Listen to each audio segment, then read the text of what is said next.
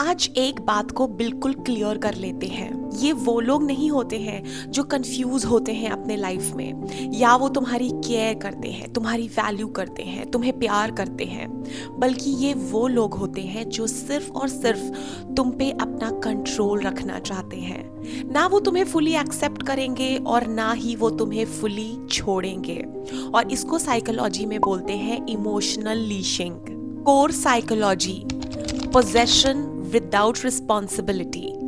इन लोगों का ना एक मोटिव होता है, और वो मोटिव ये होता है कि तुम मेरी लाइफ में रहो लेकिन मेरे टर्म्स पे।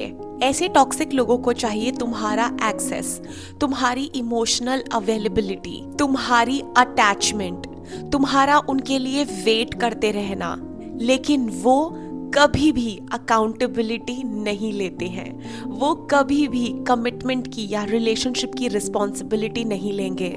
इसीलिए ऐसे लोग तुम्हें होप देते रहते हैं, फ्यूचर प्लान्स को बहुत धुंधला वेग रखते हैं, सिग्नल्स को इंटेंशनली बहुत अनक्लियर रखते हैं। वो तुम्हें हमेशा कंफ्यूजन में रखना चाहते हैं। वो बहुत अनसर्टन रहते हैं अपने वर्ड्स में, अपने पैटर्न्स में, अपने बिहेवियर में।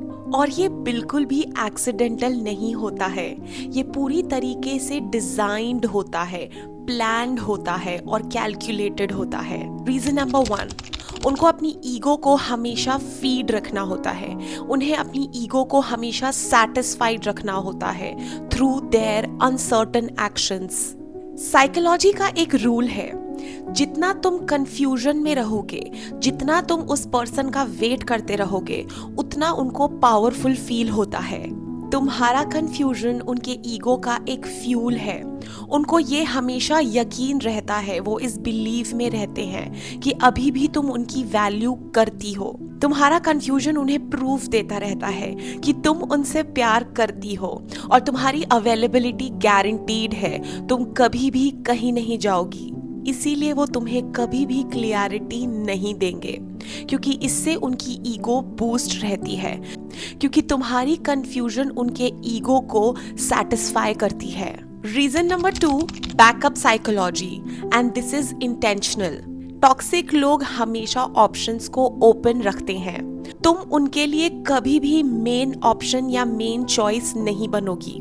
तुम हमेशा उनके लिए एक सेफ्टी नेट बन के रहोगी, और इसको साइकोलॉजी में कहते हैं इमोशनल इंश्योरेंस पॉलिसी। अगर उनके लाइफ में कभी भी फेलियर आता है तो उनको ये बैक ऑफ द माइंड पता होता है कि तुम उनके लिए इमोशनली अवेलेबल हो, तुम उनके लिए अपना फुल टाइम 100% देने के लिए तैयार हो।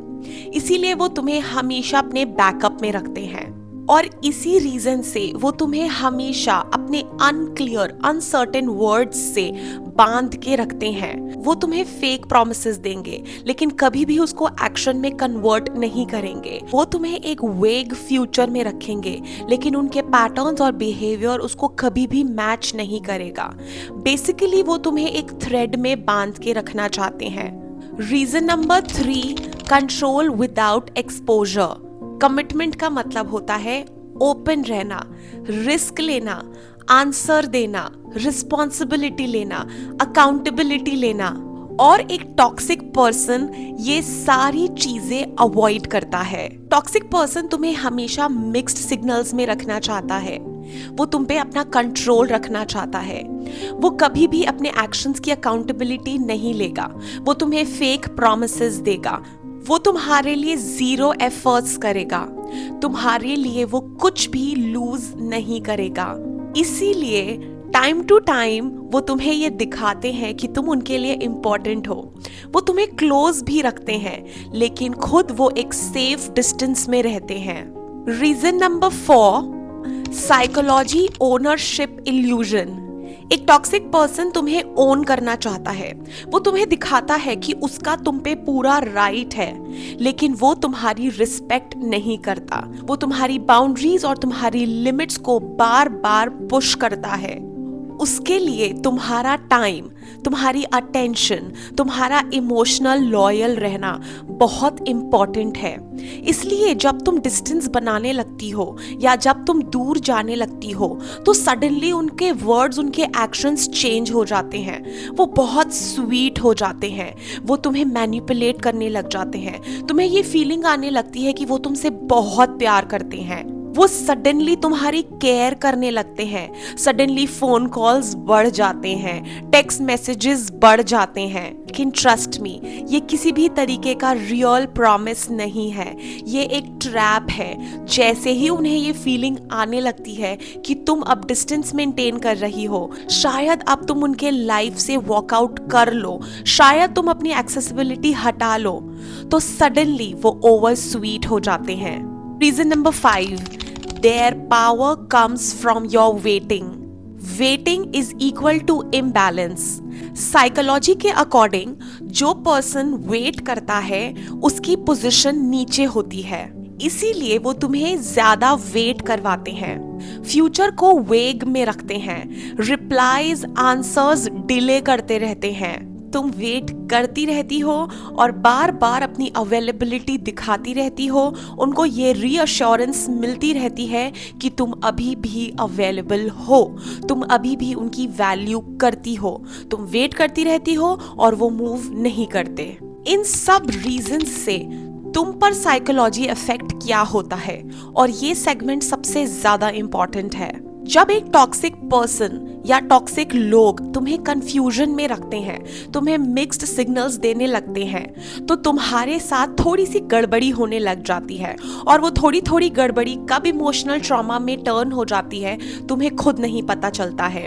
तुम्हें सेल्फ डाउट्स आने लगते हैं, तुम्हें ये फीलिंग आने लगती है कि मैं शायद ज्यादा एक्सपेक्ट कर रही हूँ, मैं शायद ओवर थिंक करने लगी हूँ, शायद मुझे क्लियरिटी की जरूरत नहीं है, जैसे चल रहा है उसको वैसे ही रहने देती हूँ। तुम्हें क्रम्स में जीने की आदत पड़ जाती है, तुम टुकड़ों में ही मजा लेने लगती हो, तुम्हें थोड़ी सी अटेंशन मिलती है, तुम्हें थोड़ी सी केयर मिलती है और तुम उसी में सेटिस्फाई होने लग जाती हो।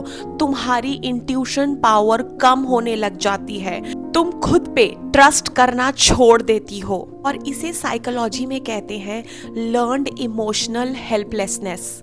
तुम ऐसी ही सिचुएशन में एडजस्ट करने लग जाती हो, तुम इसी सिचुएशन में अपनी हैप्पीनेस ढूंढने लग जाती हो, और ये टॉक्सिक लोगों के लिए सक्सेस है।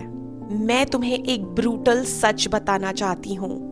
जिस पर्सन ने तुम्हें इमोशनल ट्रैप कर रखा है, जिस पर्सन ने तुम्हें बांध के रखा हुआ है, वो पर्सन तुम्हें प्रायोरिटी नहीं समझता है।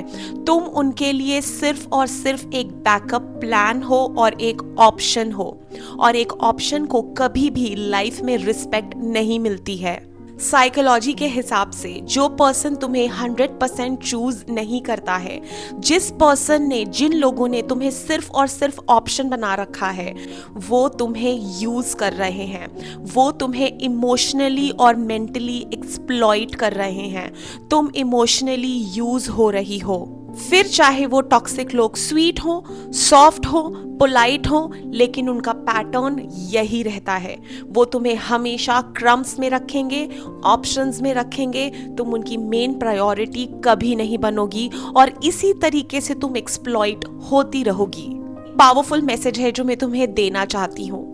देखो, अगर किसी ने तुम्हें इमोशनली ट्रैप कर रखा है, अगर तुम मिक्स्ड सिग्नल्स में बंधी हुई हो, कभी कोई पर्सन बहुत स्वीट हो जा रहा है और कभी कोई पर्सन बिल्कुल डिस्टेंट हो जा रहा है, तो देखो, क्लैरिटी फाइंड आउट करना बंद कर दो, सिग्नल्स के पीछे भागना बंद कर दो। तुम्हें खुद को बचाना है, तुम्हें खुद उस थ्रेड को काटना है, तुम्हें अपना एक्सेस खुद विदड्रॉ करना है, तुम्हें खुद को चुनना है, तुम्हें खुद को प्रायोरिटी बनाना है। You need to choose yourself, you need to become your first option. उस ट्रैप से निकलना, उस थ्रेड को काटना और अपना हाथ छुड़ाना तुम्हारा काम है, और तुम्हें ये करना होगा, क्योंकि बाद में जब ये इमोशनल ट्रॉमा में टर्न हो जाता है तो तुम खुद को भी नहीं पहचान पाती हो। इसलिए अपनी पहचान बनाए रखो, अपनी प्रायोरिटी तुम खुद हो।